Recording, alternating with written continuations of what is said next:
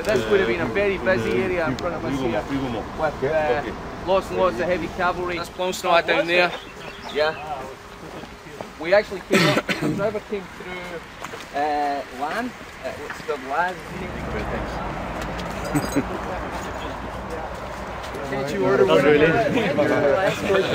Actually, it's not a bad position. I mean, obviously Napoleon would have been on a horse. Some people say that he had some kind of observation platform built. You could have seen Violence Brigade clearly, which was probably the only visible enemy. You would have seen all his cavalry over here. You would have been able to see the Grand Battery deploying just in front where that there's this little brown hut or something. Division of 2 Corps, which would have just been in these fields here, and he was bringing up his other heavy cavalry into these fields over here. So they would have been sort of, if you like, symmetrical to these. So he would have Meo's reserve corps here and the other one over here. So it's a very standard boxy sort of deployment. 2 corps, infantry corps either side, reserve cavalry behind, and for him that's good to go.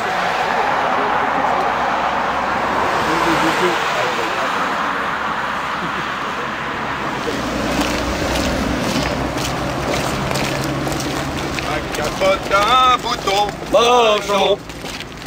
Ma capote a un bouton, manchons. Manchons.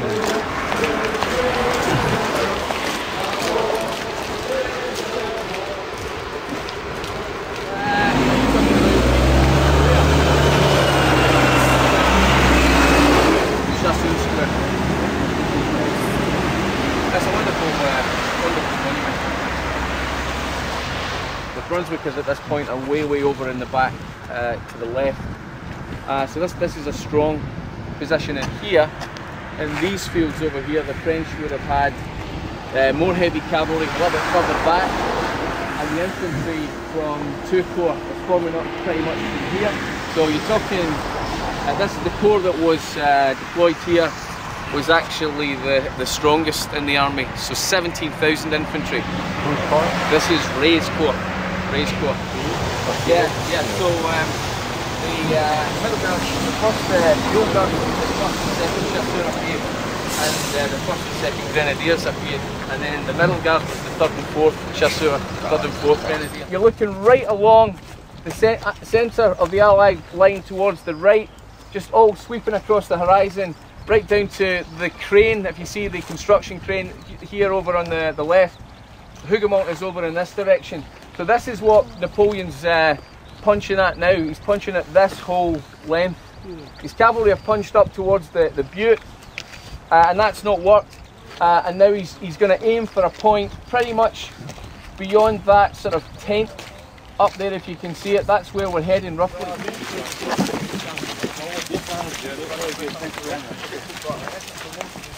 We're going to go down into a big dip now, which is very interesting.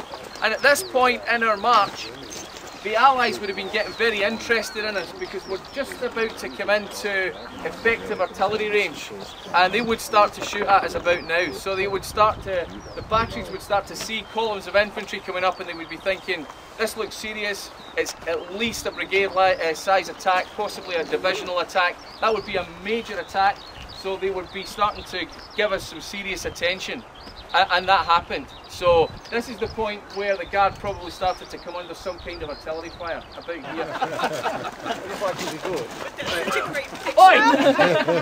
Photobomb.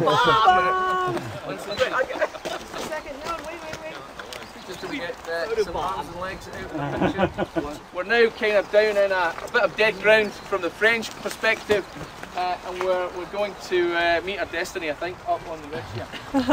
That's the kind of perspective we would have. So we'd be able to see individual figures. We might even be able to see what colour of uniform they were wearing. We could probably pick out basic designs on flags and stuff like that. We would certainly see there was a lot of action. There'd be a lot of smoke up there. Oxfordshire Light Infantry and the 71st and 73rd, I think, Scots regiments. So, but this is it. If you like your favourite moment from Waterloo is now Maitland, now's your time and all that stuff, this is pretty much where it happened, just here, just at the top of that ridge there.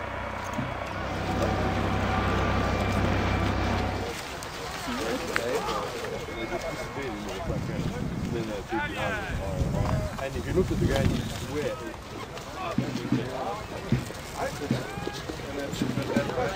They heard you coming down the street. Yeah. That's what it was. Well, actually, this is the Glasgow regiment, so they probably recognise my Ouija accent.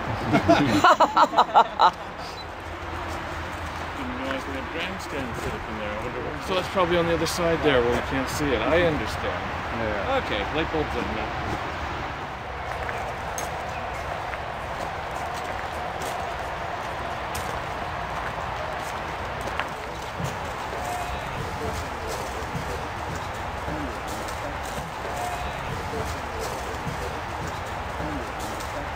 Swore that if you didn't get anything with a step down and design.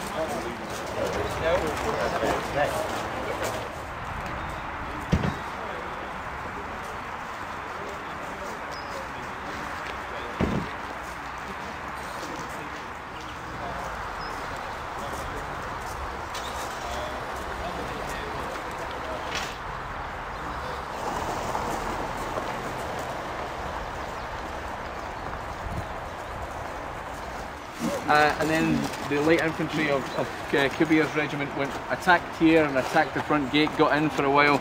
And what we can do is we can walk along here a little bit if you want, and you'll see where the guards defended this long garden wall. There's still some loopholes in the wall.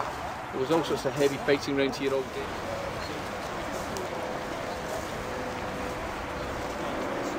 So some of this would have been open here, there would have been crop fields here, but this was the wood.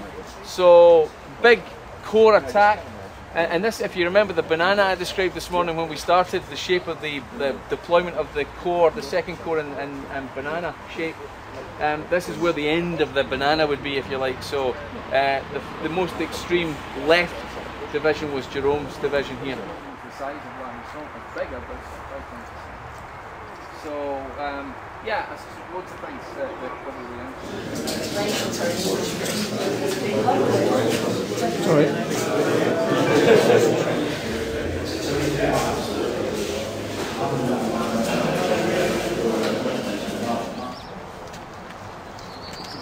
presume you could get down. Are we going down?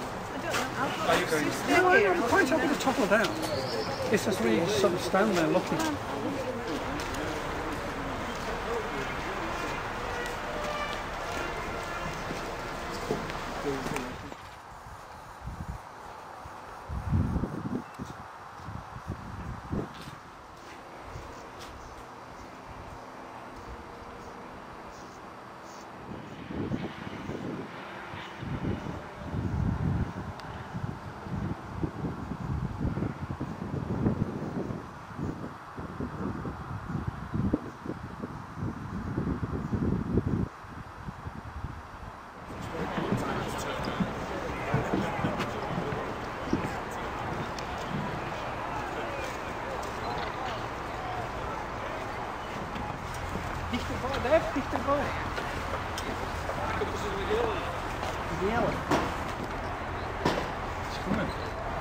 Good way to get selfies. I would have done that for you. Yeah.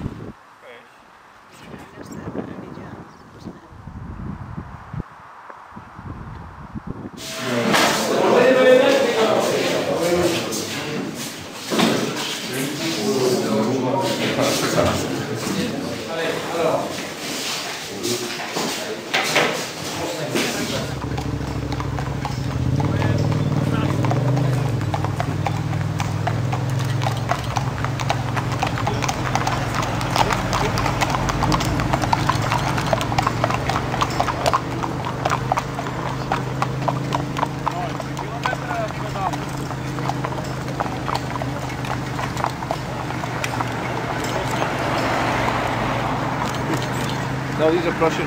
Yeah. Okay. Ja, al...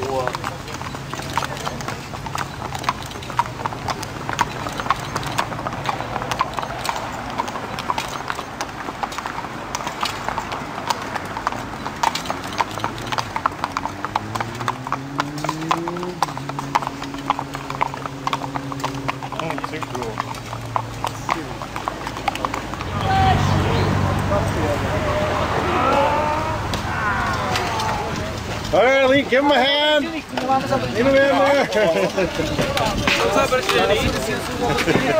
Wat precies?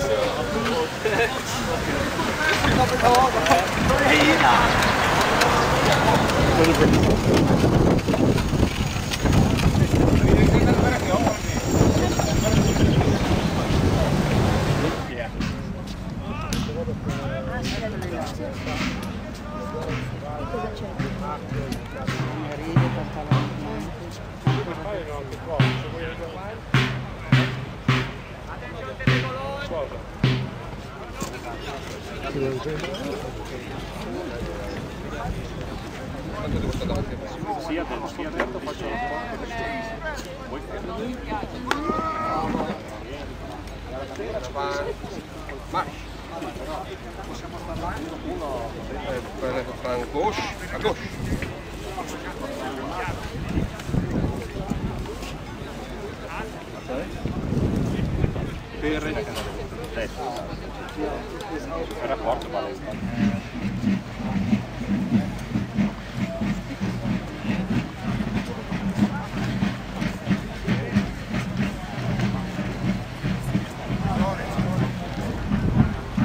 Section obligatoire.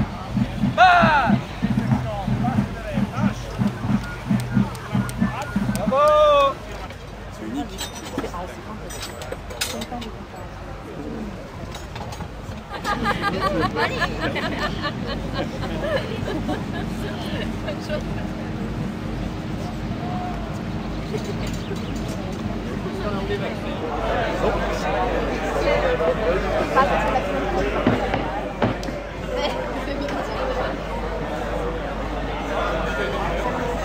He's hiding from me. So. He's gonna get you a sapper hat.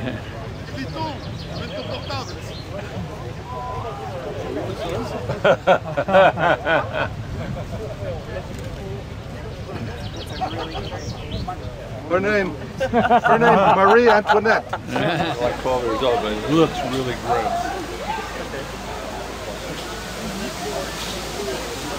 Somebody's son.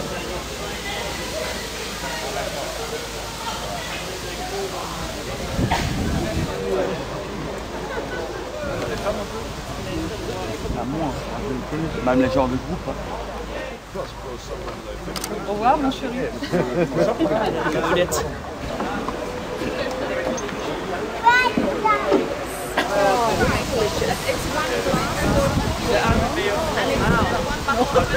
It's